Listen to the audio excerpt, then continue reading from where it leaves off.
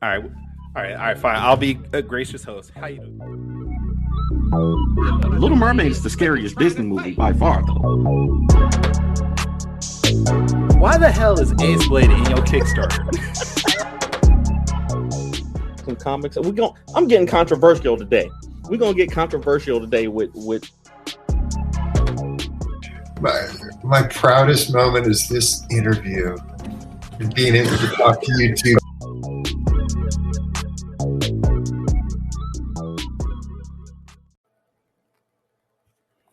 I still feel like he was lying.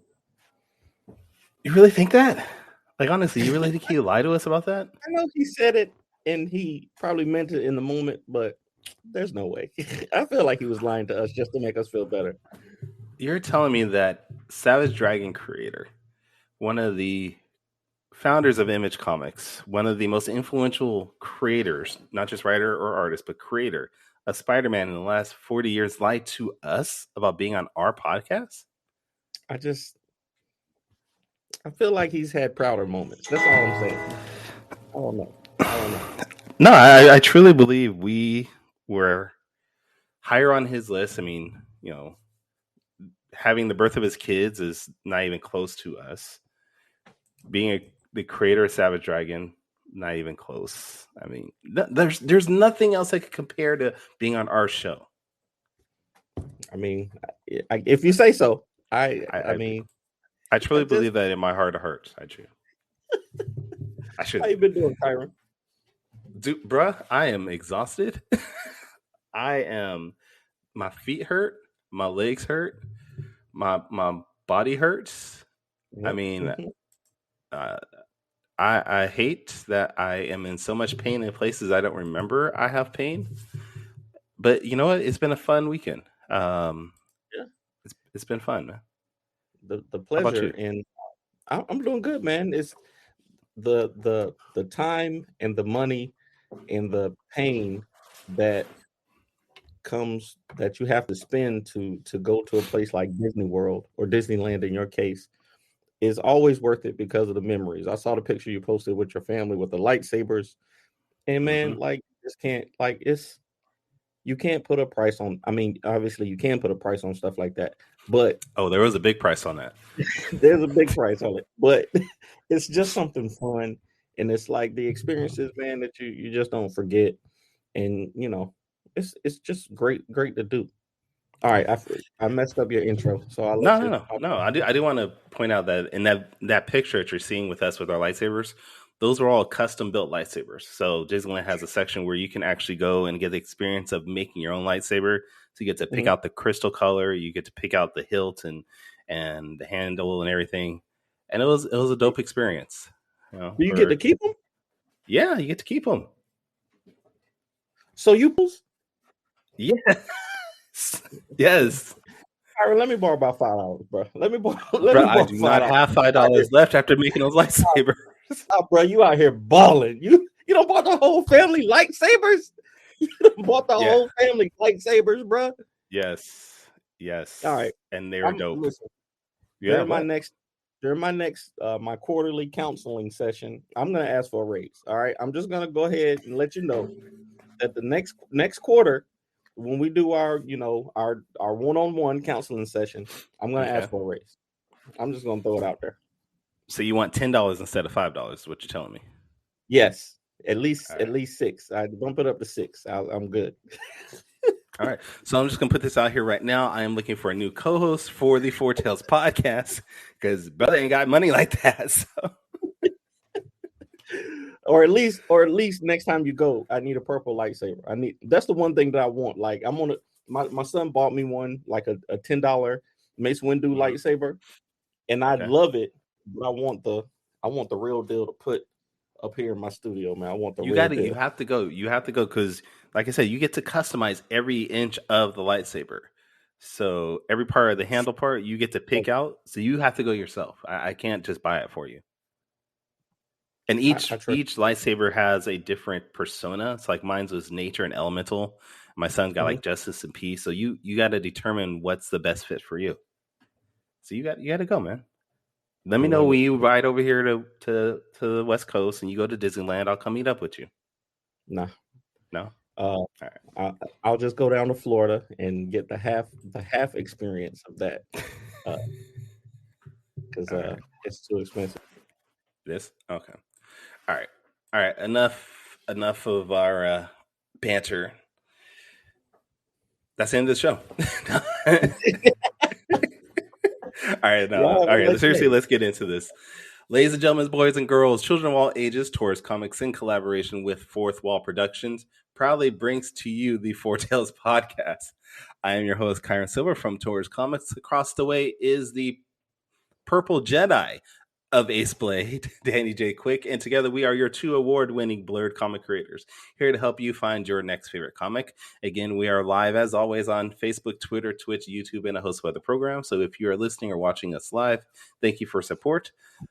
But please do not forget to subscribe, share, and review this podcast, because all your positive reviews and interactions help us reach a higher and bigger audience.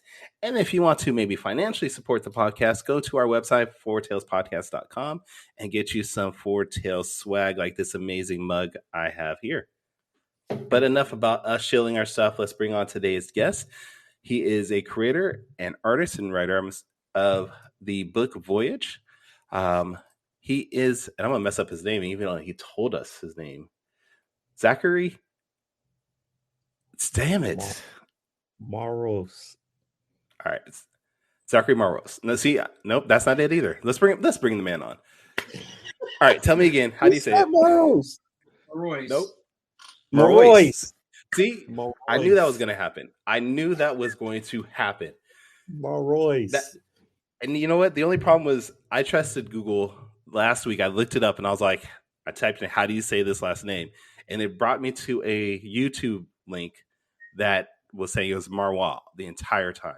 And I was like, wow. Yeah, I know how to say it. And then he comes on and he's like, no, that's not how you say that. What are you talking about? That's not how you say that at all. Marois. Next, we're going to start sending like asking people to send a voice clip of how they say their name before the show so we can be better prepared. That's what we're going to start doing. I'll still screw it up, so it won't matter. Yeah. Still mess it up. All right, what's going on, Zackary? How you doing? I'm doing good. Early in the morning on this side, so just got up recently, but I kind of getting ready for the day to go out and whatnot. So it's so far so good. Okay. So is it like 7 a.m. for you? It's actually 10 over here. 10? Yeah, 10:08. What part of the country you live in? I live in New Jersey, Bud Lake. Yeah. Nice. Wait, okay. This was it Butt Lake or Bud Lake? I'm sorry. Bud Lake. Okay. See, my 11-year-old immature body just said butt, and I was like about to laugh. So, well, it was like I went to the Joe Kubert school for like 3 years, and they're in Dover, and I wanted to stay in Jersey to hopefully get some more contacts and stuff. So I was like, I live nearby. So Dover is only like a 20-minute drive from here. Nice. All right. Well, since you brought up the Kubert school, tell us about that. How's that experience doing that? Because I know a lot of us, especially artists, have always wanted to be a part of that and get the whole experience. What was your experience like doing that? Being in the school, it's great in terms of being grinded down to like constant drawing, because that's exactly what I wanted to do, is to just keep drawing and drawing. In the situation that I was in, along with colleagues, was that we were in a shift, so pretty much the Kuberts were shifting out of the school, while Anthony Marquez, an editor at Dynamite, started coming in and taking over the school and whatnot. So pretty much like every single year, there was always something happening with the shift. And there was there's pros and cons to it. But when it comes to the work itself, I mean, I enjoyed the work. I loved all the narrative assignments. Every assignment I pretty much loved.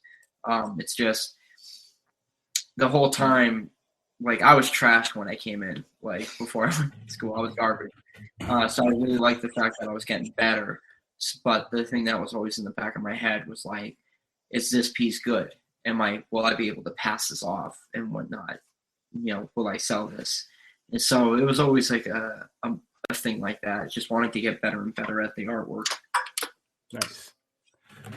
Yeah, I've always considered going to Kubert school, but as I got older and had a family, I was like, I can't afford that, and I don't have the time anymore. So it's always good to meet people that have gone through that experience, and it sounds like you at least recommend it if you had the possibility of doing it again.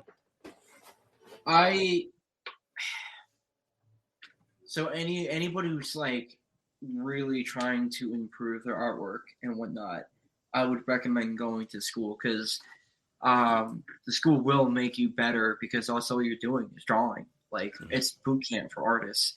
But you have to be willing to tear down this mental block that you have where you're like, I'm good.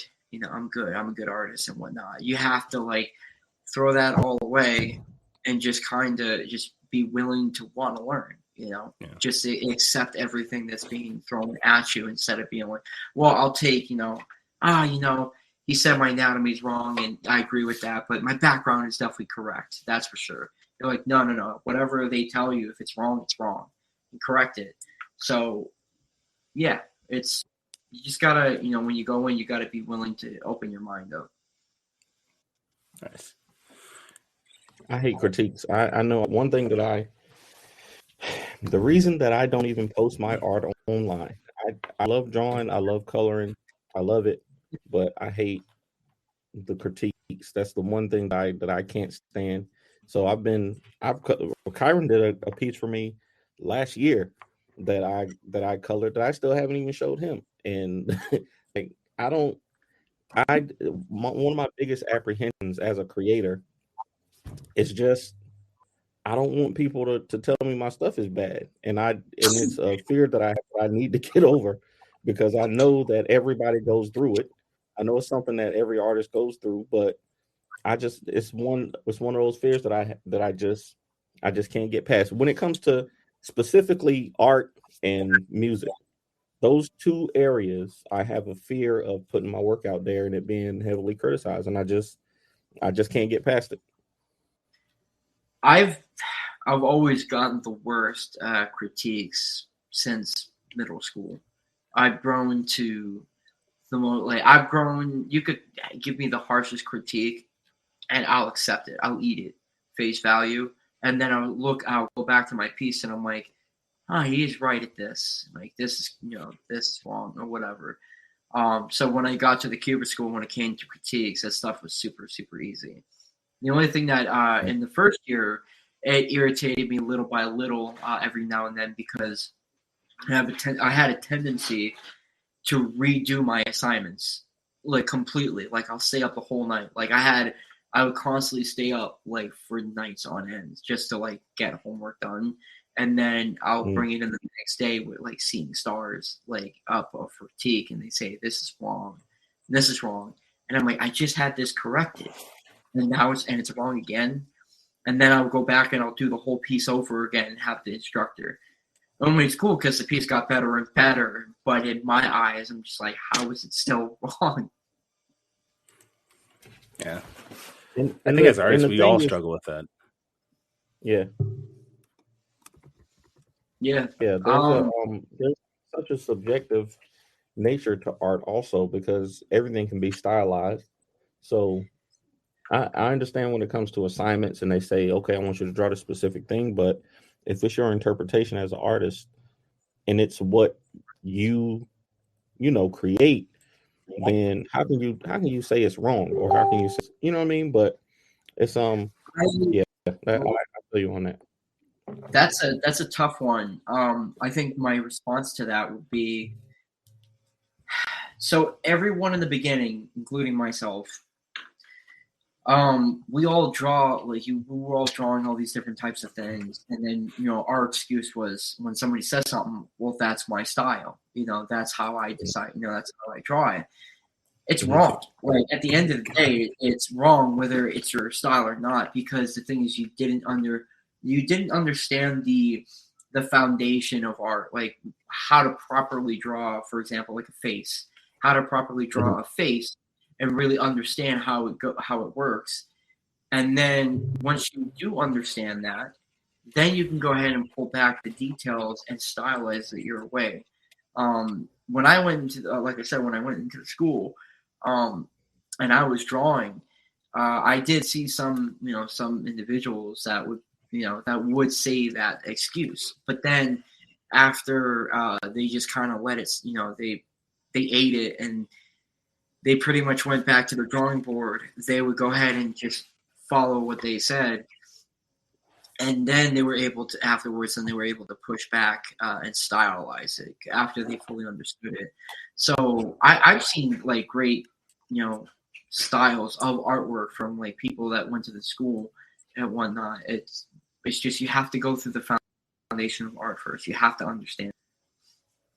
Right. Yeah, that foundation is always important to be able to. I mean, even especially with comics and animation, you have to know basic anatomy. You got to know how the body works in order to represent it on paper or in animation. So I 100% agree with you there.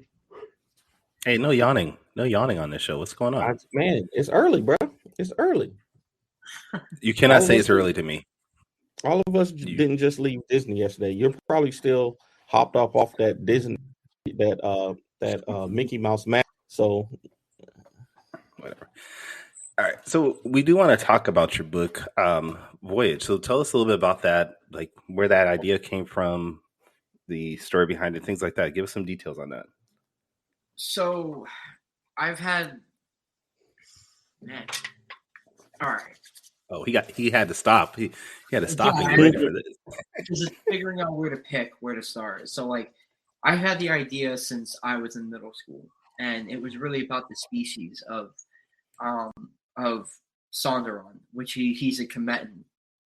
And I started with the alien species. And before I went to the school, the idea came in 7th grade. So as the years progressed, I never had an individual to represent his species. And it wasn't until the year before the middle school that I had like this dream where it was like this quote unquote defender of his space sector and whatnot. Very cheesy, very like stupid, but that's like all ideas. All ideas are dumb until you keep working at it and grinding, and then it will become like amazing. So when I went into the school, every single week, man, I was writing pages. I was drawing. I was like doing all these character designs and stuff, and it started fleshing it like one month after another. And then the thing with me is I'm not a writer. Like I know how to draw it visually, put it on paper, but explaining it in full-on detail in a writing format, I have a strong difficulty in that. So I self-published my first graphic novel, Voyage Anthology Volume 1. In this, I started in the 2nd year school, and it finished in the year following year, my 3rd year. And at that point, one of my colleagues, Brett Malagrano, who has a gift for writing, I asked him for help to go ahead and fine-tune the origin, because my stuff was focusing a lot. I had a lot in the beginning, but I was focusing in the midsection, because a lot of professionals say that if you have an idea for a character, don't worry about the beginning. Start in the middle, because that's what you're currently envisioning them doing. And then when you do that, the key components in the middle of their adventures and whatnot will help, give you ideas and solutions to how the beginning of their story will start. And that's what I was doing. So when I asked Brett for help, he took everything that I have for his origin, and he found a way to unify it in such a beautiful way that I was like, dude, do you want to become the writer for this? And the way him and I worked together, and made that product. When you read Voyage, that's your first impression of the character. And because of that, Brett is just as much as a co-creator of the character as I am, because you're not just getting what I created and made through the years, you're also getting what Brett has written into it, which gives it its personality, and that's important. Nice. Now, did Brett continue on with you past that first book, or do you expect using him in the future? What's going on with him? So right now, me and Brett are in the middle of some legal stuff when it comes to the character, and we have a big thing planned for it. So basically, Voyage is an ongoing series. For Voyage Melting Pot, it failed on the Kickstarter that was supposed to be my last anthology book with Sonderon, where he was like the host of like a 16-storied anthology book. And I was like, because it didn't work out, I'm not going to let it stop me. I'm going to keep moving forward. I've always intended Sonderon to be in an ongoing series. I just didn't have enough finalized in his main story to go ahead and start his series yet. Now I do with Brett. So issue 1 is supposed to launch in Kickstarter in around September, October. So I'm waiting on the script from him right now. I should be getting it this week. And pretty much, essentially, like what Sonderon, like who Sonderon is, he's a Kemetan. He's a Kemetan on the far reaches of space, and he is exiled from his star system.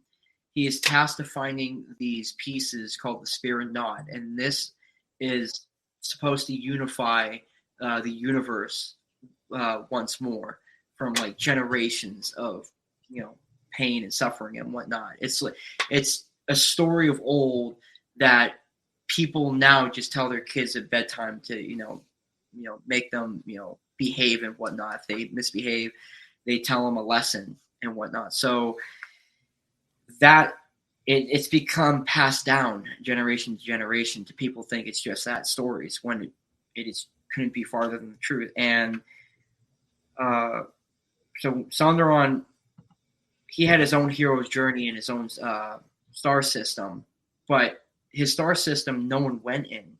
It was secluded because it was considered a cursed system, because that's where all the the BS started. So when he came out and starts this whole adventure, he's basically a baby in the universe. He's the minority in the universe. Doesn't know anybody.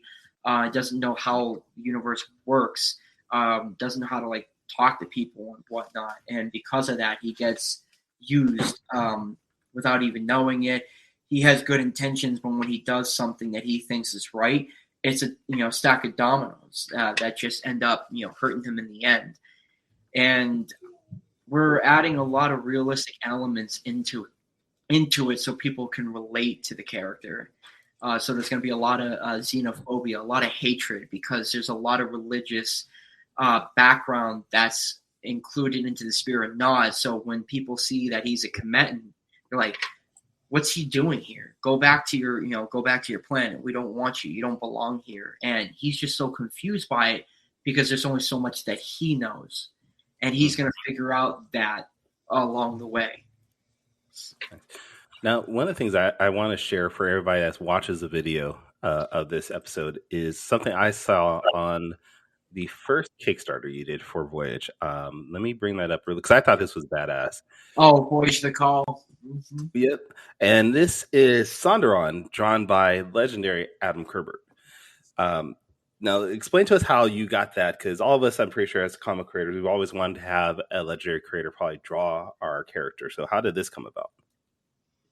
Dude, the best way I can put it is it was being in the right place at the right time. And what I mean by that is I was in the middle of the first anthology Voyage. And it was in the middle of the second year, and I decided to stay for the summer to go ahead and take care of the properties that they had, cleaning them up and whatnot. So I was passing by Adam Kubert in the hallway at the Kubert School in the sub-level, and he's like, "Oh, hey, how you doing?" So we just have a conversation. He's like, "Yeah, last summer you're doing that book. How's that going?" I was like, oh, it's all good, And as I was talking, it was like, I said a couple things where it was like, these guys are like family to me. I treat them as family, and I just want the best for them. So that's why I'm making this book. And then he just goes ahead and says, is there anything I can do for it? And I was like, I was kind of like, flabbergasted at that. And he's like, you know what? Think about what you want me to do for the book, and then come back to me on Monday, because it was Friday when he approached me.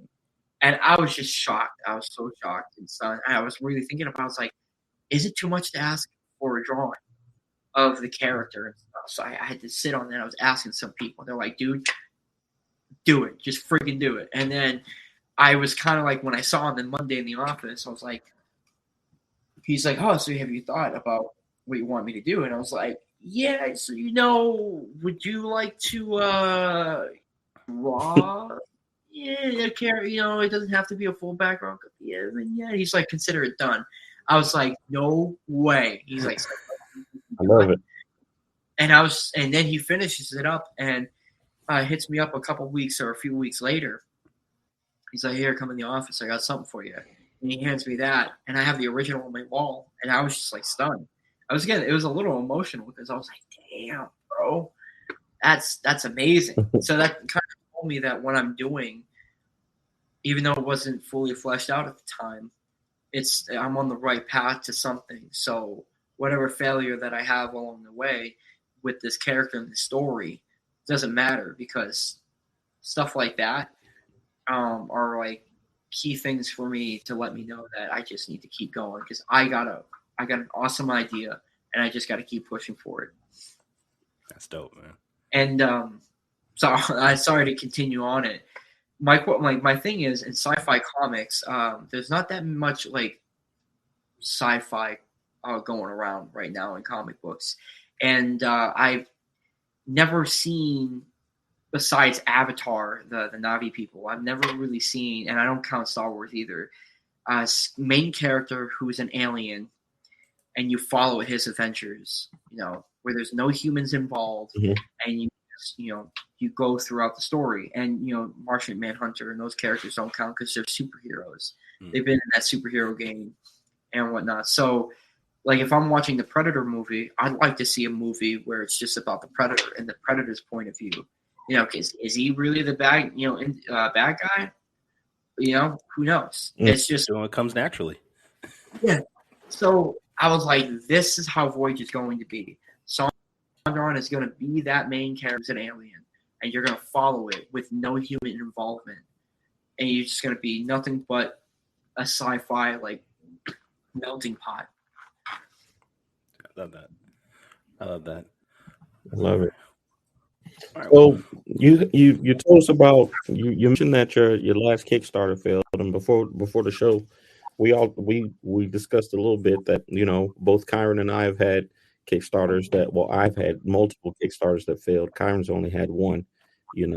Why you gotta throw me under the bus like that? Like I'm some type of. It must be nice, man. It must be nice. No, but I know for me when our Annihilation Day Kickstarter didn't get funded, it hurt. It hurt because I had put a lot of work into it, and not to be able to do that project, kind of set me back. I thought that I was doing the right thing by putting the book out, and I thought that it was what people wanted. We had crossover. We had all of our main characters were going to be in it. I did animate. I learned how to do most. We put together good packages and stuff like that, and it just didn't work out.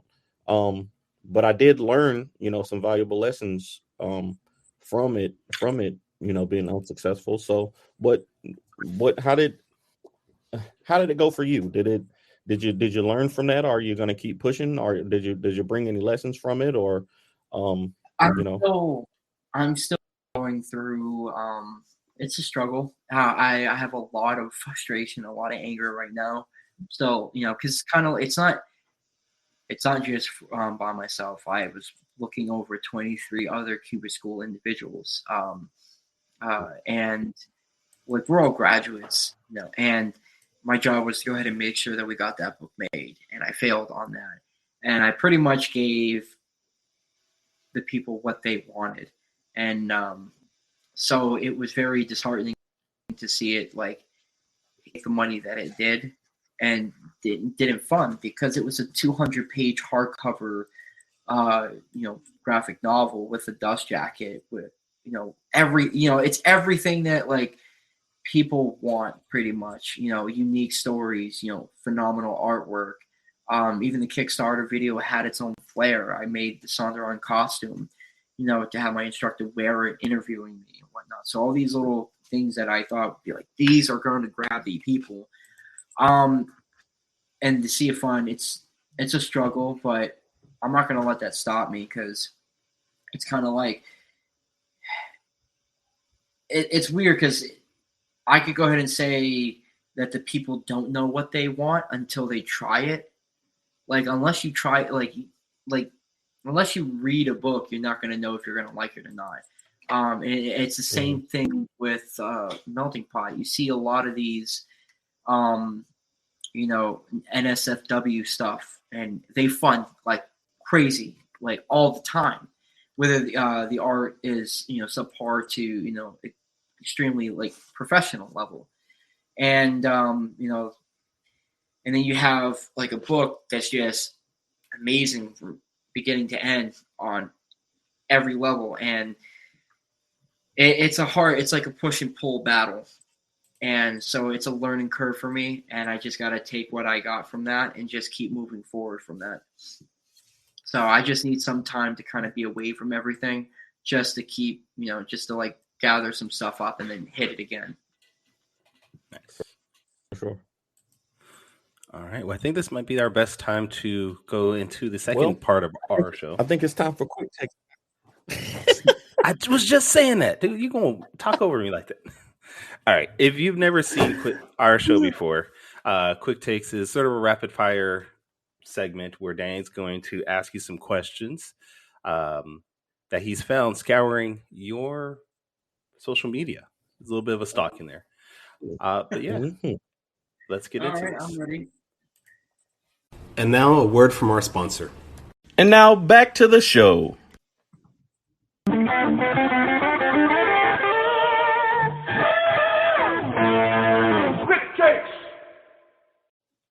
To answer as quickly as possible off the top of your head.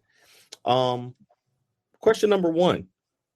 I saw that you took some time off a couple years ago, and you did something to me that's considered extreme, because I don't like water and I don't like boats and I don't like paddles. But you went paddle boarding. Is that something that you do to relax? And I just want you to kind of explain paddle boarding for me and Kyrun and what it does for you. So it's one of my colleagues' house. I went over there, and he just pretty much goes ahead and asked me, he's like, hey, you should try this out. And I was like, dude, I don't surf. I was like, that's not how you do it. Just go on. You got to stand on it and then, paddle. And I was like, okay. So it took a quick while to like learn, but I pretty much got it. And it's just, you just stand on a rocking paddle, and you just got to like maintain your balance, and then just, one stroke on each side of the water and just push forward. But dude, it's wicked fun. Honestly, if you haven't tried it yet, I think it's better than kayaking. I'm gonna pass on that. I try to stay out of the water as often as possible, but I am intrigued by stuff like that. Now that I'm getting older, me and my wife are I'm trying to find some horseback riding lessons for her, and I might do some stuff on the water with the kids, maybe, or I might just take them out and let them experience the water, because it's too late for me. I got to ask though, Danny, can you swim? I can swim. Okay. I can swim, but I don't enjoy trying not to drown. That's all that swimming is to me, is trying not to drown, and I don't enjoy that. So stay out of the water. Okay. That's funny. Yeah. So question number 2. Who was your favorite celebrity that you met during your time at the Kubert School? Oh my God. Todd McFarlane the second time. I met him the second time. First time was in 2010, but I don't really count that because it was such a quick, pass through. But the second time, I found he wasn't even on the roster, and then he just showed up last minute because the whole Spawn issue 300 breaking issue, and then I just like ran up and I kind of like was like, dude, let me see him, and I was just meeting him. Kind of had like a to me it was a touching moment. He signed my issue 1 of Spawn, but I just it was like a whole respect thing. Like, and I got in for free. I was the only person that didn't pay out to everyone. Wow. Hey, that's a great moment right there. I absolutely can see why you would why you make that number 1. I love it. Okay. So number 3. This is a question that I'm starting to ask more and more people, because recently I got into some controversy about big cons versus little cons. Okay, so I've seen you've been to comic book conventions. What do you prefer, bigger shows or smaller shows? Okay, so that's kind of a toughie. I'm kind of in the middle with that. The one thing I don't appreciate about the bigger shows is that they have to pull their weight by getting all these celebrities. So the bigger shows is more about the mainstream media. Of like celebrities and like the high end, like top popular artists. Whereas the little shows, it really gives a spotlight on all the little guys, and even the individuals. Like let's say like Tom Mandrake and Jan Dursema. Those guys are hard hitters in the industry, but for some reason they're not as like well known as Tom McFarlane, for example. But they're just as important. And so yeah, the little shows I'll probably prefer more so than the bigger ones. You see, Kyrun? I told you I was right. When did I say that? Never mind. I'm tired of you. I'm tired of you throwing me under the bus, dude. It's what I do. It's what I do, sir. Yeah, all right. So, question number 4: do you prefer? And I think I know the answer because I see what you're doing right now. But do you prefer traditional art, pen and paper and ink and colors, or digital, and why? I like traditional. I gotta practice more digitally, honestly, because there's a lot of good stuff that you can do. I mean, and a lot of time that you can save. But personally, for me, I love traditional because the nibs, the brushes, focus markers, all this different stuff that you can use. Plus, it's going to give you more of an understanding to use these materials when you go to shows, because you can make more money when somebody is like, can you draw me something on the fly? And you can do that. Whereas there is a struggle with people who do digital where they have a hard time trying to do some traditional stuff because their hands are not used to that. They're so used to that pad than it is on paper. Hey, I see. I like that. I like that. I know I like going to shows and getting commissions from artists, and I have my traditional stuff is highly regarded in my house. So, but as a comic book producer, as somebody who makes and publishes comics, I absolutely appreciate digital work. And it a lot of times it can be a lot faster and it's easier to reproduce and to sell to people. But I collect the traditional stuff. So we'll just say that. All right. Last but not least, I see, especially with your series, and I've seen other things that you posted online.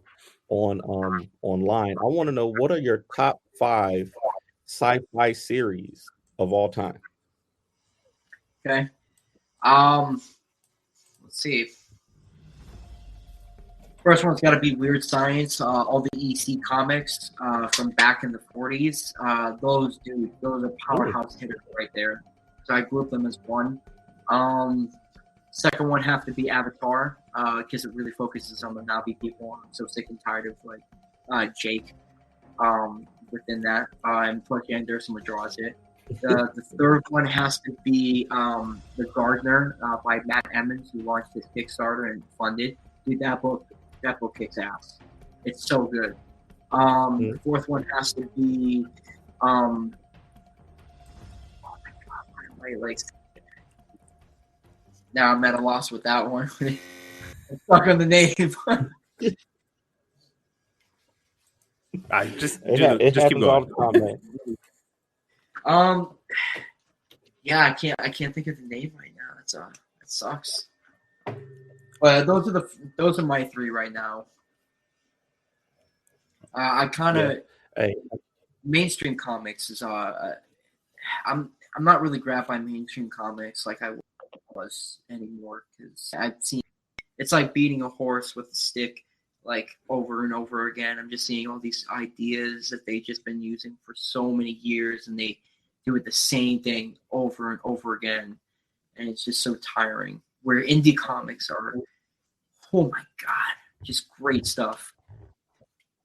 Some good ideas out there, man. Some good ideas. There's a book called Starcore that's coming out pretty soon. I don't know if you've heard of it, but it's a pretty good looking book, man. You know, I think it's coming to Kickstarter soon. It's got kind of a sci-fi, comedy thing to it. So I think you should probably check that one out. But thanks for doing that. No, you're welcome, man. I was actually going to say Upstarts from Kickstarter was also a great book too, sci-fi. I was really impressed with that. That's a good one. All right, back to you, Kyrun.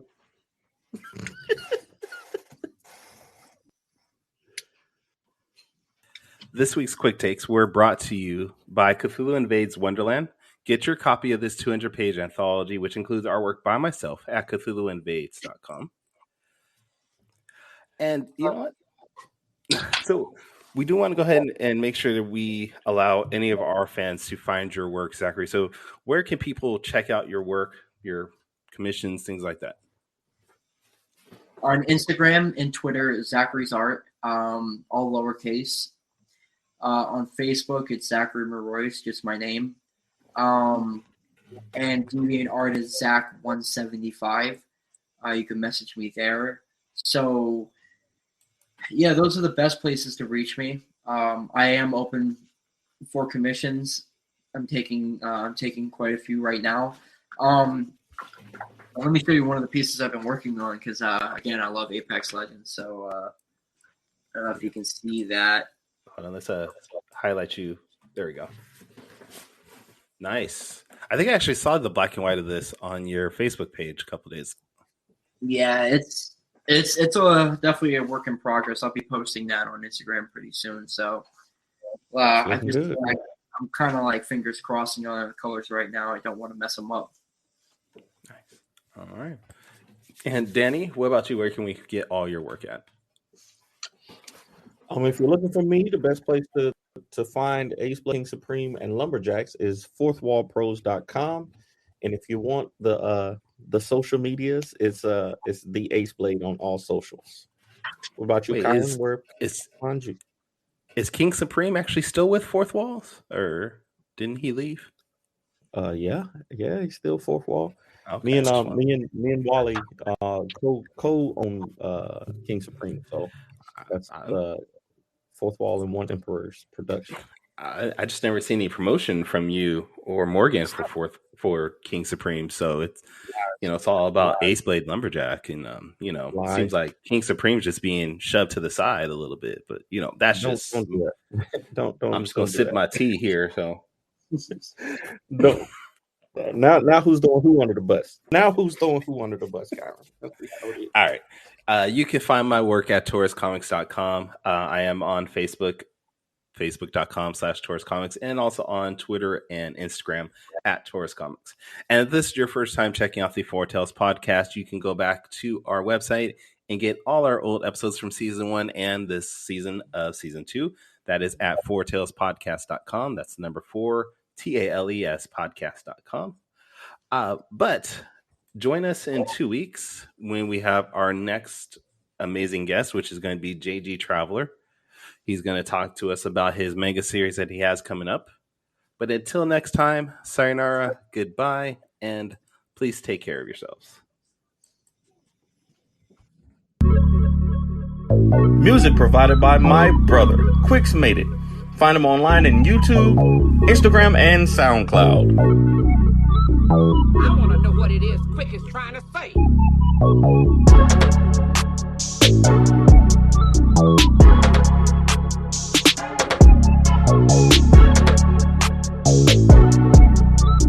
quick.